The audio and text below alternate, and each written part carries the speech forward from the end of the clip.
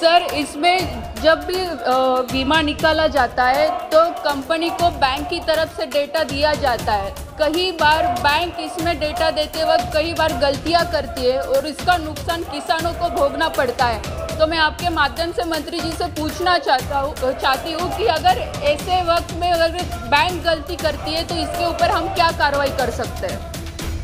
माननीय अध्यक्ष महोदय जी, अगर डेटा जो कट ऑफ डेट है उसके बाद में अगर वहाँ की बैंक है वो अगर प्रीमियम। अध्यक्ष महोदय, मैं आपके माध्यम से मंत्री जी से जानना चाहती हूँ, जो प्रधानमंत्री फसल बीमा योजना जो हमारे प्रधानमंत्री जी ने किसानों के हित के लिए बनाई है, लेकिन महाराष्ट्र में पिछले 2 साल से अभी तक किसानों को इसका फ़ायदा नहीं हुआ है।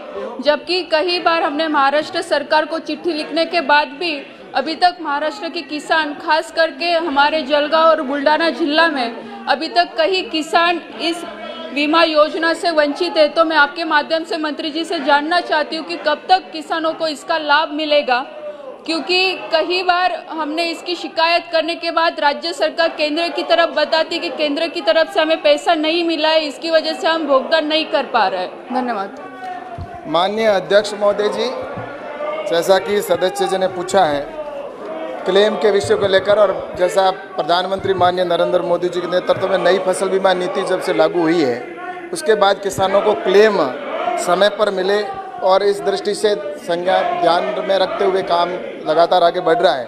और रही महाराष्ट्र की बात, तो महाराष्ट्र के अंदर भी जैसा कि अभी जो राज्य से जो अंश आना है 2020-21 का, वह राज्य अंश के रूप में 203 करोड़ रुपए हैं। वो जब भारत सरकार के पास में आ जाएंगे तो उसके बाद में भारत सरकार है वो रिलीज़ कर देगी।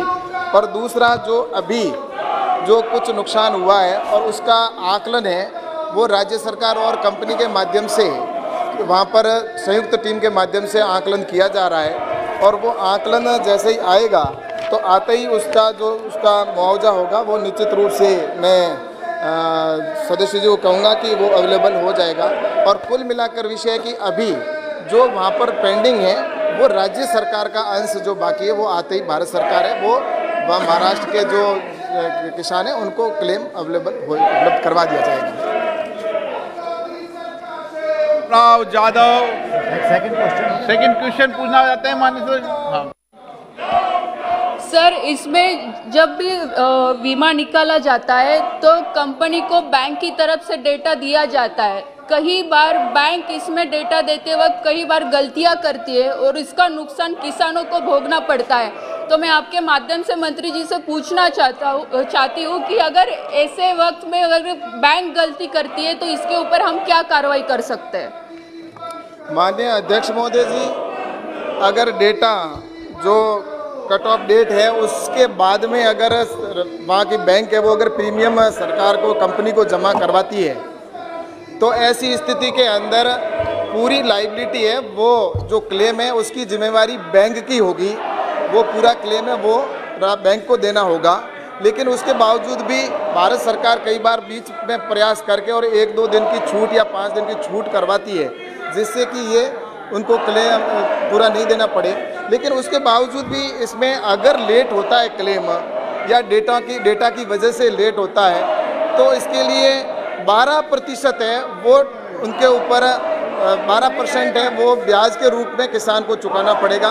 और अगर राज्य सरकार इसमें देरी करती है तो राज्य सरकार को भी यही है कि उसको भी 3 माह के बाद में अगर करते हैं तो 12% उसके ऊपर ब्याज सहित उनको किसानों को क्लेम दिया जाता है। तो अगर बैंक भी अगर गलती करेगी या बैंक के डेटा की अगर कमी रहेगी तो इसके लिए किसान को परेशान होने की ज़रूरत नहीं है, किसान को पूरा क्लेम मिलेगा।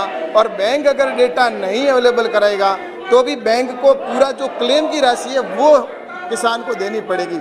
इसलिए किसानों के लिए विशेष जो नई गाइडलाइन बनी है, जैसे प्रधानमंत्री जी के नेतृत्व में जो नई फसल बीमा नीति लागू की है उसमें किसानों को विशेष तौर से उसमें सिक्योर रखा है कि किसान को किसी प्रकार का नुकसान नहीं सहन करना पड़े।